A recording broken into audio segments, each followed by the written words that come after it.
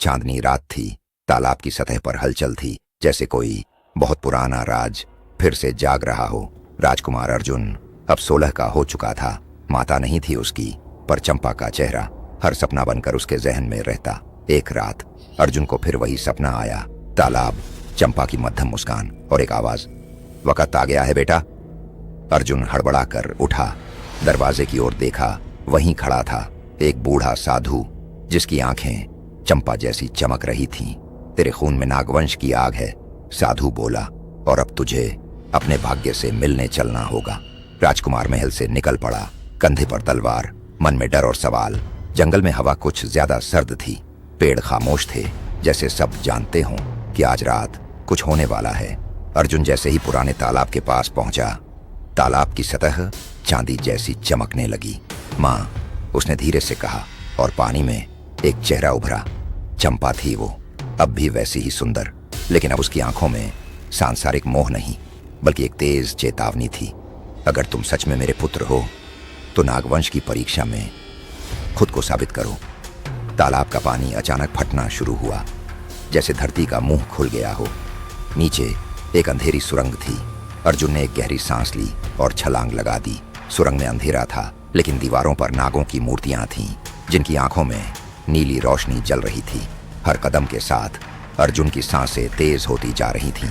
वो डर और रहस्य के बीच फंस गया था। अचानक एक हॉल में पहुंचा। बीचों बीच एक विशाल काले नाग की मूर्ति थी। सामने एक पत्थरीली किताब रखी थी, जिस पर लिखा था, जिसने मातृत्व को छोड़कर वंश को बचाया, वही सच्चा उत्तराधिकारी है। जैसे ही अर्जुन ने किताब को छुआ, पूरा कमरा कांप उठा। दीवारों से सैकड़ों नाग निकलने लगे, लेकिन वो हमला नहीं कर रहे थे, बल्कि अर्जुन को घेर कर अपना सिर झुका रहे थे। अर्जुन की आंखों में चमक आ गई। उसका माथा नीले रंग से जगमगाने लगा। वो खुद महसूस कर रहा था कि उसका शरीर कुछ बदल रहा है। पल भर में एक नई शक्ति उसके भीतर समा गई। उसने आंखें बंद की, और जब खोली तो वो अकेला नहीं था।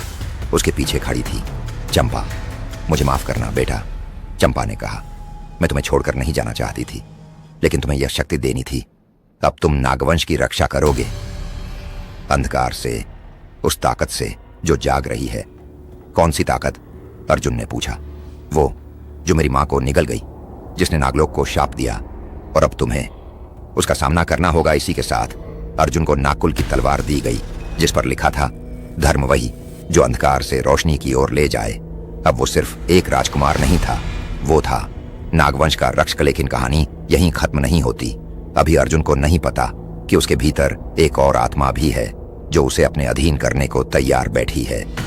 और तालाब अब सिर्फ एक द्वार नहीं, बल्कि एक जिंदा जीव है, जिसके सीने में छिपा है अगला रहस्य।